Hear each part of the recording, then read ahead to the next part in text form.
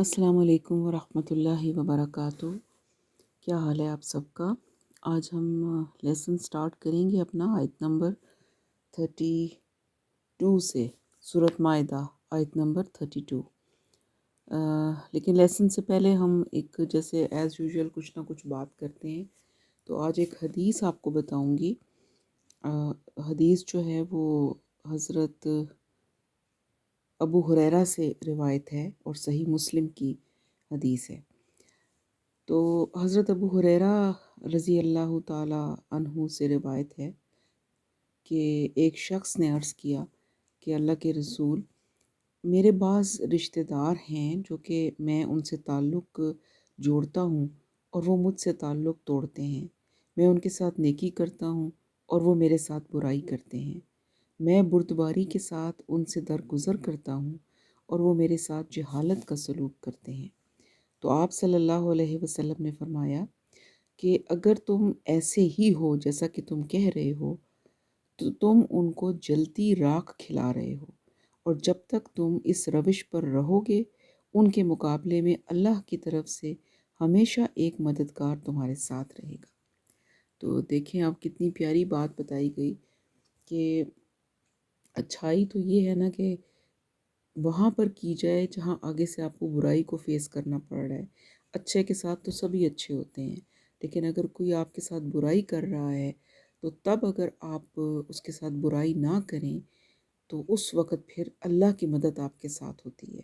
تو اس لیے ہمیں بھی کوشش کرنی چاہیے، وہ کہ بڑا مشکل کام ہے، لیکن ہمیں کوشش کرنی چاہیے کہ ہم بھی اس طریقے سے اپنا رویہ رکھیں ان لوگوں کے ساتھ کہ جو ہمارے ساتھ برا کرتے ہیں یا جو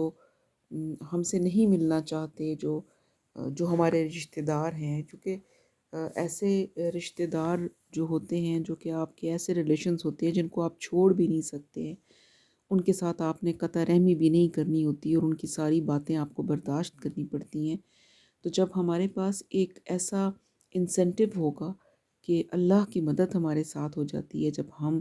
ظاہر ہے بڑا مشکل کام ہے جب آپ تکلیف سہ کر اور آپ اس قابل بھی ہیں کہ آپ آگے سے رسپونڈ کر سکیں، لیکن آپ نے خاموش رہنا ہے اور آپ نے برائی کا جواب اچھائی سے دینا ہے۔ تو اس کے لیے یہ بہت بڑا انسینٹیو ہے کہ ہمیں یہ پتہ ہو کہ اللہ کی مدد ہمارے ساتھ ہوتی ہے اور اللہ راضی ہوتے ہیں۔ تو اللہ ہم سب کو توفیق دے کہ ہم ایسا کر سکیں۔ اب یہ ہے کہ ہم اپنا لیسن سٹارٹ کرتے ہیں آیت نمبر 32 سے۔ اعوذ باللہ من الشیطان الرجیم، بسم اللہ الرحمن الرحیم۔ رب اشرح لی صدری ویسر لی امری واحلل عقدۃ من لسانی یفقہوا قولی واجعل لی وزیرا من اہلی۔ پہلے اس کا لفظی ترجمہ لکھتے ہیں، ٹرانسلیشن، جو کہ ہمیشہ ہم نے لکھنی ہوتی ہے، اور پھر ہم اس کو ہلکی سی تفسیر اس کی سمجھ لیں گے تاکہ آیتیں جو ہیں وہ ہماری سمجھ میں آ جائیں۔ تو چلیں جی سٹارٹ کرتے ہیں آیت نمبر 32 سے۔ دیکھیے، من سے، اجلی، وجہ، ذالی کا، اس۔ تو یہ کیا بنا؟ ہم نے ویسے ترجمے میں لفظی ترجمے میں ہم نے اس کا لفظی ترجمہ کیا من سے، اجلی، وجہ، ذالی کا، اس۔ تو یہ اصل میں بنا کیا؟ اس وجہ سے، ٹھیک ہے؟ کیونکہ جب ایک زبان سے ہم دوسری زبان میں کوئی چیز ٹرانسلیٹ کرتے ہیں تو ایک زبان کو دوسری زبان میں سمجھنے کے لیے بامحاورہ طور پر ہمیں اس میں کچھ الفاظ آگے پیچھے کرنے پڑتے ہیں، کچھ الفاظ ایڈ کرنے پڑتے ہیں، تب جا کر ہمیں صحیح سمجھ میں آتا ہے۔ تو قرآن پاک کا ایک تو لفظی ترجمہ ہے جو کہ ہم اس کی عربی کو سیکھنے کے لیے کرتے ہیں بغیر گرامر کے، اور پھر اس کو ہم جب بامحاورہ بنائیں گے تھوڑا سا آگے پیچھے کر کے، پھر ہمیں وہ صحیح طور پر سمجھ آئے گا۔ تو یہ بہت ہی خوبصورت اور آسان طریقہ بنایا ہے علماء کرام نے قرآن کو سمجھنے کے لیے، ورنہ تو عربی سمجھنے کے لیے تو ہمیں پہلے پراپر گرامر پڑھنی پڑتی ہے، پھر جا کر کہیں عربی سمجھ آتی ہے۔ تو لیکن یہ بہت ہی آسان طریقہ ہے، صرف تب کہ آپ اس کو لکھ کے کریں۔ اور لفظی ترجمے پہ فوکس کریں، پھر آپ کو اس کو سمجھنے میں آسانی ہو جائے گی۔ من اجلی ذالکا، اس وجہ سے، کتبنا، کتب لکھ دیا، اور نون زبر الف نا ہم نے، لکھ دیا ہم نے، علا پر، بنی اسرائیل، بنی اسرائیل، کیا لکھا؟ انہو، انا یہ کہ، ہو وہ، من کوئی، من کا مطلب کوئی بھی ہوتا ہے، قتلا قتل کرے، نفسن کسی نفس کو، کسی جان کو، بغیر نفسن، بغیر بغیر، نفسن کسی جان کے، بغیر کسی جان کے، یعنی کہ کسی جان کو قتل کرے بدلے میں، بدلے یعنی بدلے کے بغیر، او یا فسادن فساد کرے، فی میں، الردی زمین، زمین میں، فَكَأَنَّمَا اس کے پارٹس کریں، تو، کأنما، کأنما گویا، قتل اس نے قتل کیا، الناس لوگوں کو، جمیعاً تمام، یہ بھی میں آپ کو تھوڑا سا سمجھاؤں گی نا، پھر آپ کو صحیح سمجھ میں آئے گی، یعنی تھوڑا سا بھی بتا دیتی ہوں تاکہ آپ اس کو صحیح طور پہ سمجھ سکیں، کہ فرمایا کہ اگر کوئی انسان کسی انسان کو بغیر کسی جان کے قتل کرے، یعنی کہ بغیر، ایک تو ہوتا ہے قتل کرنا کہ ایک انسان نے ایک بندے کو مار دیا ہے، تو اس بندے کو مارنے کی وجہ سے اس کو بھی سزا کے طور پر مار دیا جائے، اور یا پھر یہ ہے کہ کوئی زمین میں فساد کرتا ہے تو اس پر اس کو قتل کیا جاتا ہے۔ اگر یہ دونوں صورتیں نہیں ہیں تو پھر اگر کوئی کسی کو قتل کرے گا تو اس کے بارے میں قرآن نے بتایا کہ اس کا مطلب ہے کہ اس نے پوری انسانیت کو قتل کر دیا، اتنا بڑا گناہ ہے یہ۔ وا اور، من جو، احیاہا، احیا زندہ رکھے، ہا اس کو یعنی نفس کو یا جان کو، زندہ رکھے سے مراد کیا ہے کہ کسی جان کو بچا لے قتل ہونے سے۔ فَكَأَنَّمَا، تو، کأنما گویا، احیا اس نے زندہ رکھا یا حیات دی، الناسا لوگوں کو، جمیعاً تمام، تو اگر کوئی انسان کسی زندگی کو بچا لے تو گویا اس نے تمام لوگوں کو بچا لیا، اتنا بڑا یہ ایک نیکی کا کام ہے جان کو بچانا۔ وا اور، لقد لام البتہ، قد یقیناً، البتہ یقیناً، جاءت ہم، جاءت آ چکے، ہم ان کے پاس، آ چکے ان کے پاس، یعنی بریکٹ میں لکھ لیں بنی اسرائیل کا ذکر ہو رہا ہے، تو آ چکے بنی اسرائیل کے پاس، رسولنا، رسولو رسول، اور نا ہمارے، ہمارے رسول، بالبیناتی ساتھ، اور بینات روشن نشانیوں، یعنی روشن نشانیوں کے ساتھ، جو معجزات وہ لے کر آئے، ثم پھر، انا یقیناً، کثیرم بہت سے، منہم ان میں سے، یعنی ان بنی اسرائیل والوں میں سے، بعد ذالکا اس، بعد ذالکا اس کے بعد، یعنی پیغمبروں کے آنے کے بعد بھی بنی اسرائیل میں سے بہت سے لوگ، فی میں، الردی زمین، زمین میں، لمسرفون البتہ حد سے بڑھنے والے تھے،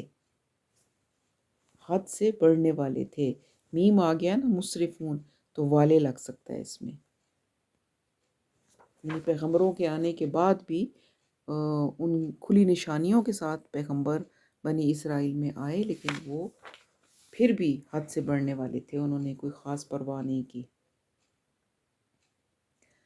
انما صرف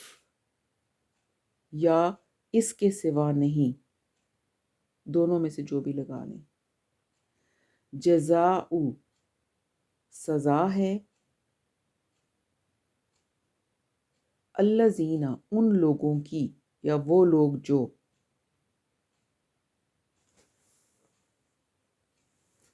یعنی اس کے سوا، اور اس کو اگر با محاورہ آپ کریں گے تو کیا بنے گا؟ اس کے سوا سزا ہے نہیں ہے ان لوگوں کی جو وہ کیا کرتے ہیں؟ یحاربونا، وہ جنگ کرتے ہیں. جو یا ہے شروع کا اس کا مطلب ہے وہ جنگ کرتے ہیں. کس سے؟ اللہ سے، وا اور رسولہ، رسول ہو اس کے رسول سے، وا اور یسعونا، وہ سعی کرتے ہیں یا وہ کوشش کرتے ہیں. فی میں الارضی، زمین میں کس چیز کی کوشش کرتے ہیں؟ فساد کرنے کی.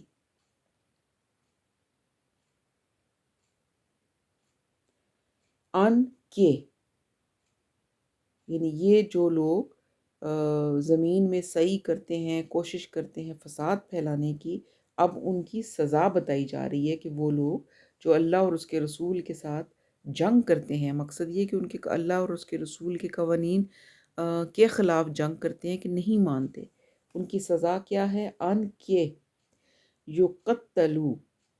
وہ قتل کیے جائیں، او یا یسلبوا، وہ سولی دیے جائیں، او یا تقطع، کاٹ دیے جائیں. ایدیہم، ایدی ہاتھ، ہم ان کے ہاتھ، وا اور ارجلہم، ارجلو پاؤں، ہم ان کے پاؤں، کاٹ دیے جائیں ان کے ہاتھ اور ان کے پاؤں. من سے، خلافن، مخالف سمتوں سے، یعنی ایک طرف کا ہاتھ اور دوسری طرف کا پاؤں. او یا ینفو، ملک بدر کر دیے جائیں، یعنی اپنے ملک سے نکال دیا جائے، ملک بدر کر دیے جائیں. من سے الارضی، زمین، یعنی اپنے ملک سے، اپنے ملک کی زمین سے ان کو نکال دیا جائے. یہ سزائیں ہیں بتائی گئیں ان لوگوں کی جو کہ اللہ اور اس کے رسول کے ساتھ جنگ کرتے ہیں. ذالک، یہ، یعنی یہ جو سزائیں ہیں، لہم، لام لیے، ہم ان کے لیے، خزی، رسوائی، بریکٹ میں لکھ لیں، کا باعث ہیں، یعنی یہ ساری سزائیں ان کے لیے ایک رسوائی ہے، رسوائی کا باعث ہیں. فی میں الدنیا، دنیا میں، وا اور لہم، ان کے لیے، لام لیے، ہم ان کے لیے، فی میں الآخرتی، آخرت میں، عذاب، عذاب ہے، عظیم، بڑا. یعنی یہ دنیا میں یہ سزائیں ان کے لیے ذلت و رسوائی کا باعث ہیں، اور آخرت میں ان کے لیے ایک بہت بڑا عذاب بھی تیار ہے. اب ایک کنڈیشن آ گئی، الا، مگر، یا سوائے، الذین، وہ لوگ جو، تابو، توبہ کر لی، من سے، قبلی پہلے، ان کے، تقدرو تم قابو پاؤ یعنی تم پکڑو، علیہم علی پر، ہم ان پر، یعنی وہ لوگ کہ جنہوں نے اس سے پہلے کہ تم انہیں پکڑ لو گناہ کرنے کے بعد، پکڑنے سے پہلے اگر وہ توبہ کر لیں تو پھر کیا ہے، فَعْلَمُوا، فا تو، اعلموا جان لو، ان اللہ انا کہ اللہ اللہ، غفور بخشنے والا ہے، رحیم رحم کرنے والا ہے، مہربان ہے۔ یا ایہا الذین آمنو، اے وہ لوگوں جو ایمان لائے،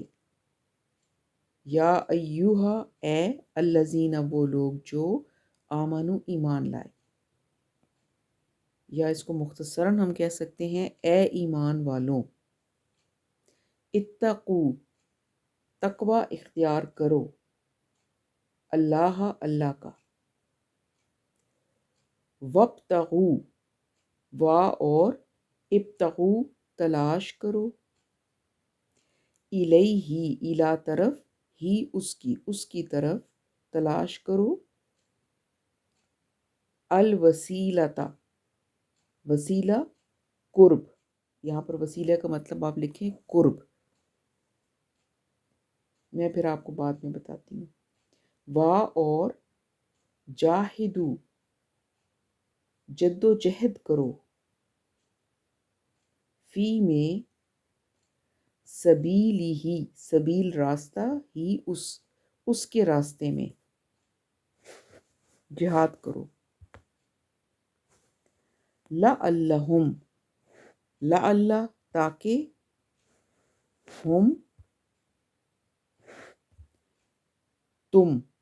سوری لعلکم ہے، تاکہ تم تفلحون فلاح پا جاؤ۔ چلیں جی یہاں تک ہم کرتے ہیں آیت نمبر 35 تک۔ اب اس کو تھوڑا سا میں آپ کو سمجھا دیتی ہوں۔ من اجلی ذالک کتبنا علی بنی اسرائیل، تو یہاں پر اب آپ کو پچھلا یاد ہوگا، ہم نے جو لاسٹ لیسن پڑھا تھا اس میں آپ نے حضرت آدم علیہ السلام کے دونوں بیٹوں کا قصہ ہم پڑھ رہے تھے، حابیل اور قابیل کا، اور قابیل نے حابیل کو قتل کر دیا تھا، اور پھر قتل کرنے کے بعد وہ کوے کو اللہ نے بھیجا، اور اس طریقے سے اس کو پتہ چلا کہ بھئی کس طریقے سے لاش کو ٹھکانے لگانا ہے، وہ پہلا قتل تھا زمین کے اوپر۔ تو اسی کا ذکر کرتے ہوئے یہاں اللہ تعالیٰ کہہ رہے ہیں کہ اسی وجہ سے، یعنی یہ جو قتل ہوا تھا پیچھے، اللہ تعالیٰ کہتے ہیں کہ اسی وجہ سے ہم نے بنی اسرائیل پر یہ بات لکھ دی تھی۔ کہاں لکھ دی تھی؟ بنی اسرائیل پر، تورات میں، تورات جو کتاب اللہ تعالیٰ نے بھیجی تھی اس میں یہ لکھ دی تھی اللہ تعالیٰ نے بات، اور وہ کیا بات ہے وہ یہاں پر بتائی جا رہی ہے کہ جس کسی نے کسی انسان کو قتل کیا بغیر کسی قتل کے قصاص کے، یعنی ایک طریقہ تو یہ ہے نا کہ اگر کسی نے قتل کیا ہے اور وہ اس کے قصاص میں قتل کیا جاتا ہے، یعنی ایک بندہ قاتل ہے، عدالت اس کو سزا دے دیتی ہے کہ جی آپ نے قتل کیا ہے لہٰذا آپ کو بھی قتل کیا جائے گا، تو یہ قتل ناحق نہیں ہوگا۔ تو فرمایا کہ اگر ایسا ہے تو پھر تو قتل ناحق نہیں ہے۔ پھر ایک اور صورت بتائی، او فساد فی الارض، کہ یا بغیر زمین میں فساد پھیلائے، یعنی یہ جو جرم ہے زمین پر کسی بھی طرح سے فساد پھیلانا، اللہ تعالیٰ کے قوانین کی نافرمانی کرنے سے زمین میں فساد پھیلتا ہے۔ تو اگر کوئی انسان جو ہے وہ ملک میں فساد پھیلانے کا مجرم ہے اور اسے اس جرم کی سزا کے طور پر عدالت، جو اسلامی عدالت ہے، وہ قتل کا حکم دے دیتی ہے، تو یہ بھی قتل ناحق نہیں ہوگا۔ تو یہ دو صورتیں بتائی اور فرمایا کہ ان دو صورتوں کے علاوہ، یعنی یہ دو صورتیں نہ ہوں اور پھر اگر کسی نے کسی کو بے قصور قتل کر دیا کسی انسان کو تو فرمایا گویا اس نے تمام انسانوں کو قتل کر دیا، یعنی اس کا جو یہ فعل ہے وہ ایسا ہے جیسے اس نے پوری انسانیت کو قتل کر دیا۔ تو یہ ایک بات قتل کے بارے میں بتائے گی کہ قتل کرنا بغیر وجہ کے وہ کس قدر وہ بڑا جرم ہے اور کتنی اس کی سزا ہے، کہ اللہ تعالیٰ یہاں فرما رہے ہیں بنی اسرائیل، چونکہ ابھی تو مخاطب بنی اسرائیل تھے، کیونکہ یہ سارا واقعہ جو حضرت آدم کا چلا، پھر اس کے بعد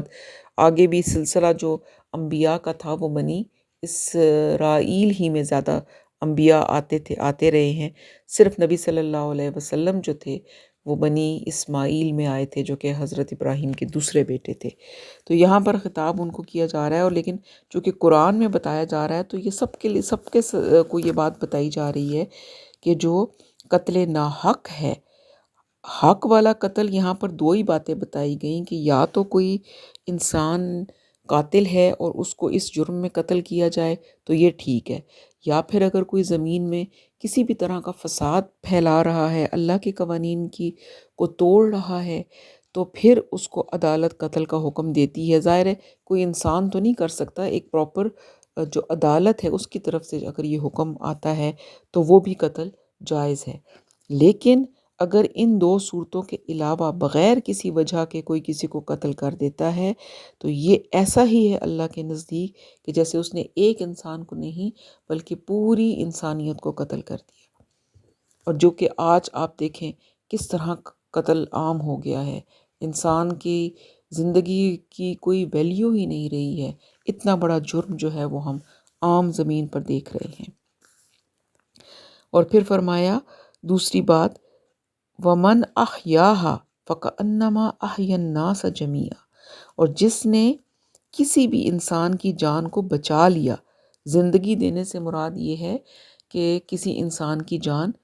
خطرے میں تھی اور اس کو کسی نے بچا لیا تو وہ ایسے ہی ہے کہ جیسے اس نے پوری انسانیت کو بچا لیا۔ یعنی کسی کی زندگی، کسی کی جان بچانا اتنا بڑا عمل ہے کہ جیسے اس نے کسی ایک انسان کو نہیں بلکہ پوری انسانیت کو اس نے بچا لیا۔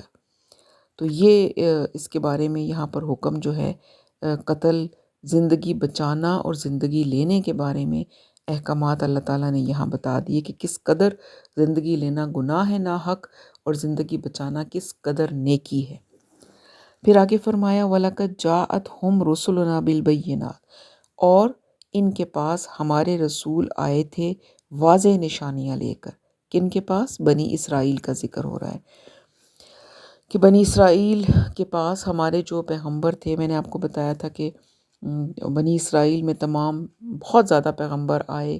اور کوئی ٹائم بھی ایسا نہیں ہوتا تھا جب کہ کوئی پیغمبر ان کے بیچ موجود نہیں ہوتا تھا۔ بعض اوقات دو پیغمبر بھی ایٹ اے ٹائم موجود ہوتے تھے،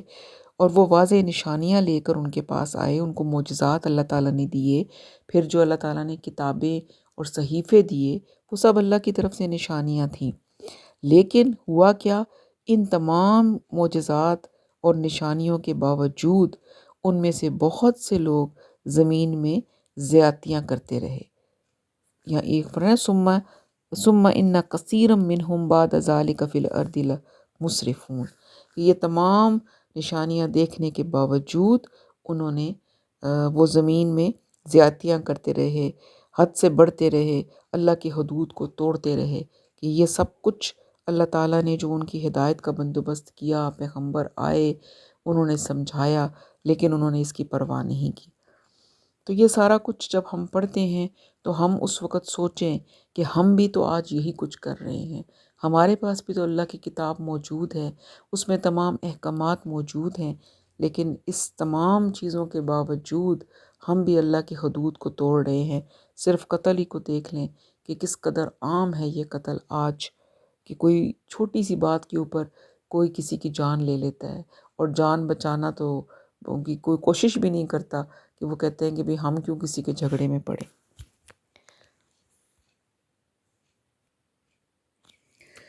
اچھا جی، آگے کیا ہے؟ انما جزاء الذین یحاربون اللہ و رسولہ، فرمایا اللہ تعالیٰ نے کہ یہی ہے سزا ان لوگوں کی جو لڑائی کرتے ہیں اللہ اور اس کے رسول سے، وَيَسْعَوْنَ فِي الْأَرْضِ فَسَادًا، اور زمین میں فساد پھیلاتے پھرتے ہیں، اس کی فساد پھیلانے کے لیے کوششیں کرتے رہتے ہیں، صحیح کرتے رہتے ہیں۔ اب وہ لوگ اللہ تعالیٰ فرماتے ہیں کہ وہ لوگ جو اللہ اور اس کے رسول سے لڑائی کرتے ہیں۔ اب ظاہر سی بات ہے کہ اللہ اور اس کے رسول سے فزیکلی تو کوئی لڑائی نہیں کر سکتا، اللہ اور اس کے رسول کے احکامات کو نہ ماننا، ان کی باتوں کا انکار کر دینا، حکم پڑھ کر حکم عدولی کرنا، تو یہ تمام چیزیں جو ہیں یہ اسی زمرے میں آتی ہیں، اور جو زمین میں فساد پھیلاتے پھرتے ہیں۔ جب اللہ کے احکامات کو نہیں مانا جائے گا، ایک اسلامی ریاست کو ذہن میں رکھیں، جب ایک اسلامی ریاست ہوتی ہے اور اس کے اندر تمام قوانین کے مطابق زندگی کوئی بندہ نہیں گزارتا، اسلام کے اصولوں کو فالو نہیں کرتا، تو پھر کیا ہوتا ہے کہ زمین میں فساد پھیلتا ہے۔ عام بھی آپ دیکھیں کہ قانون کو جب توڑتے ہیں تو فساد پھیلتا ہے۔ تو جب ایسا ہوتا ہے، یہ اسلامی ریاست کی بات ہو رہی ہے، تو پھر کیا ہوتا ہے، فساد پھیلاتے پھرتے ہیں، این یقتلوا، کہ انہیں قتل کیا جائے۔ یہ اب سزا بتائی جا رہی ہے نا کہ یہی ہے سزا ان لوگوں کی جو کہ اللہ اور اس کے رسول سے جنگ کرتے ہیں، لڑائی کرتے ہیں اور زمین میں فساد پھیلاتے ہیں، کہ انہیں قتل کیا جائے یا انہیں سولی چڑھا دیا جائے، یا ان کے ہاتھ اور پاؤں مخالف سمتوں سے کاٹ دیے جائیں، یعنی ایک طرف کا ہاتھ اور دوسری طرف کا پاؤں، یا انہیں ملک بدر کر دیا جائے، ان کے ملک سے ان کو نکال دیا جائے۔ یہ سزائیں ان لوگوں کے لیے ہیں، اور جو کہ اسلامی قانون کے مطابق جو عدلیہ ہے اس کی طرف سے دی جاتی ہیں۔ اور یہ سزائیں کیا ہیں؟ یہ تو ان کے لیے دنیا کی زندگی کی رسوائی ہیں، دنیا کی زندگی میں ان کو ایک سزا ملی ہے یہ اس طریقے سے، اور آخرت میں ان کے لیے مزید بہت بڑا عذاب موجود ہے۔ تو یہ جو ہے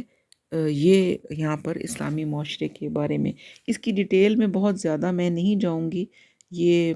لمبی ڈیٹیلز ہیں اس کے بارے میں، جو کہ فقہی مسئلے بھی بیچ میں آتے ہیں، اور پھر یہ ہم تو صرف قرآن پاک کو سمجھنے کے لیے اس کو پڑھ رہے ہیں۔ اگر آپ مزید ڈیٹیل جاننا چاہتے ہیں تو آپ تفاسیر کو کنسلٹ کر سکتے ہیں۔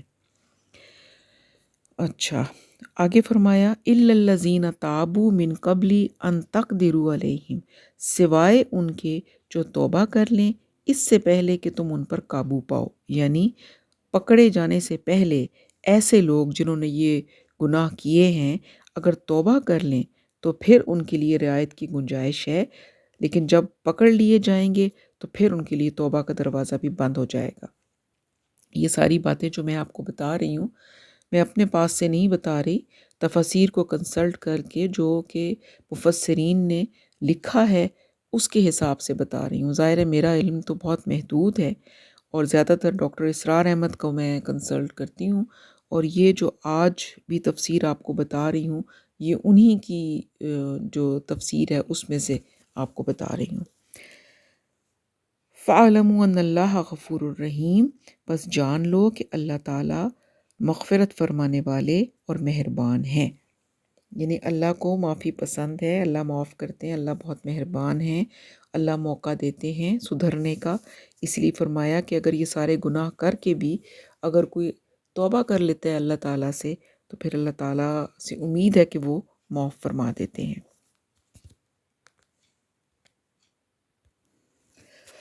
آگے ہے جی، یا ایھا الذین آمنوا اتقوا اللہ وابتغوا الیہ الوسیلہ،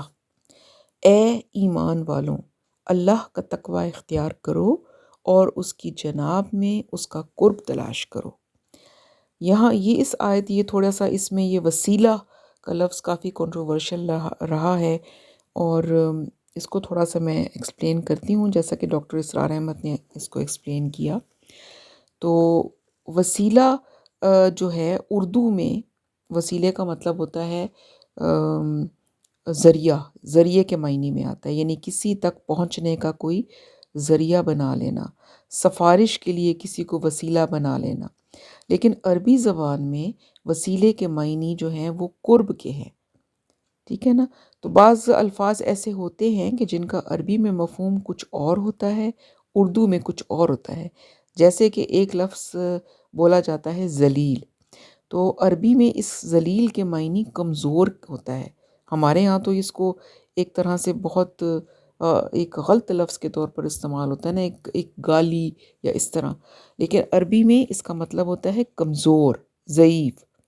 تو اس لیے بہت سارے لفظ ہوتے ہیں جن کی میننگز جو ہیں وہ عربی میں کچھ اور ہوتے ہیں، اردو میں کچھ اور ہوتے ہیں۔ تو یہاں پر جو وسیلہ آیا ہے اس کے معنی جو ہیں بقول ڈاکٹر اسرار احمد وہ قرب کے ہیں عربی زبان میں۔ تو یہاں پر پھر اگر ہم اس کا مطلب قرب کا لیں گے تو کیا میننگ بنے گا کہ اے اہل ایمان کیا ہے، تقوی اختیار کرو اللہ کا اور اس کی جناب میں اس کا قرب تلاش کرو، اور یعنی کہ اے اہل ایمان اللہ کا تقوی اختیار کرو، یعنی پہلی تو بات ہے تقوی۔ تقوی کے معنی میں کیا ہے کہ اللہ تعالیٰ کے غضب اور ناراضگی سے پہلے بچو، یعنی اس کے جو ڈوز اور ڈونٹس ہیں ان کو فالو کرو، ہر اس چیز سے بچنے کی کوشش کریں کہ جو اللہ تعالیٰ نے جس سے منع فرمایا ہے، اور وہ کام کرنے کی کوشش کریں کہ جس سے اللہ راضی ہوتے ہیں۔ تو یہ ہے ہمارا تقوی۔ پہلے تو اس لیول پر آؤ، اور جب یہ اچیو کر لو تو پھر اس کے بعد کیا کرو، اس کے اور زیادہ قریب ہونے کے لیے اس کے قرب کے ذریعے تلاش کرو کہ کس طریقے سے میں اللہ کا مزید قرب تلاش کر سکتی ہوں۔ اسی لیے آگے فرمایا وَجَاهِدُوا فِي سَبِيلِهِ لَعَلَّكُمْ تُفْلِحُونَ، اور اس کے راستے میں جہاد کرو تاکہ تم فلاح پا جاؤ۔ یعنی یہاں کیا مراد ہے کہ جہاد سے جد و جہد، کوشش کرو، جد و جہد کرو کہ تم اللہ تعالیٰ کے راستے میں جتنی زیادہ جد و جہد کرو گے، جتنی زیادہ قربانی دو گے، اتنا زیادہ تم اللہ تعالیٰ کا قرب حاصل کر سکو گے۔ یعنی کہ تقوی جو ہے وہ تو شرط لازم ہے کہ یعنی پہلے کیا کرو، تقوی اختیار کرو، یعنی حرام چیزوں سے بچو اور اپنے آپ کو ان چیزوں سے روک لو کہ جن سے اللہ تعالیٰ کی نافرمانی ہوتی ہے، اور پھر اس کا تقرب حاصل کرنے کے لیے اس کے راستے میں جد و جہد کرو، محنت کرو، اور یوں جب محنت کرو گے اللہ کا جتنا قرب حاصل کرو گے تمہارے تقوی کا لیول جو ہے وہ اسی حساب سے بڑھتا چلا جائے گا۔ یہ بڑی پیاری آیت ہے، اور اس میں جو میں نے 3-4 تفاسیر کنسلٹ کی، لیکن مجھے ڈاکٹر اسرار احمد نے جو اس وسیلے کو جس طرح سے ایکسپلین کیا وہ میرے دل کو بہت اچھا لگا اور صحیح لگا کہ واقعی ہی، کیونکہ انسان جو ہے جب وہ اللہ کا اتنے قریب ہے، اللہ کہتے ہیں کہ تم میری شاہ رگ سے بھی قریب ہو تو تم مجھ سے مانگو، میں تمہارے قریب ہوں، تو پھر ہم کیوں وسیلے جو ہم عام لوگ بنا لیتے ہیں کہ وسیلہ کسی کے وسیلے سے ہم اللہ کے پاس جائیں۔ اللہ تعالیٰ تو سب کے لیے ہیں، سب کے رب ہیں اور سب کے قریب ہیں۔ تو اللہ کا وسیلہ ہم اللہ کا قرب ہے کہ اللہ کے قرب حاصل کرنے کے لیے جد و جہد کرو۔ آیت کا جو دوسرا حصہ انہوں نے بتایا ہے نا، اس سے یہ چیز واضح ہو رہی ہے کہ ہم جتنی کوشش کریں گے اللہ کے قرب حاصل کرنے کے لیے، وہ کوششیں ہمیں معلوم ہے کس کس طریقے سے ہم اللہ کو خوش کر سکتے ہیں۔ تو یہ فرمایا کہ تم اللہ کے جب دین پر آ گئے ہو تو پھر اب مزید محنت کرو، اللہ کے قریب ترین آنے کے لیے کوششیں کرو، قربانیاں دو تاکہ اللہ تعالیٰ کا قرب حاصل کر سکو۔ تو یہاں تک ہمارا آج لیسن تھا۔ اللہ تعالیٰ ہمیں عمل کی توفیق دے، اللہ ہمیں اپنا قرب حاصل کرنے کی توفیق دے، اور اللہ تعالیٰ اپنے ساتھ ایک مضبوط تعلق بنانے کی توفیق دے۔ ہماری عبادتوں میں اللہ تعالیٰ لذتیں عطا فرمائے، کیفیتیں عطا فرمائے، اور اللہ ہم سے راضی ہو جائے۔ جو کچھ ہم نے پڑھا ہے اس پہ ہمیں عمل کی توفیق دے۔ سبحانک اللہم و بحمدک نشہد ان لا الہ الا انت نستغفرک و نتوب الیک۔ السلام علیکم ورحمۃ اللہ وبرکاتہ۔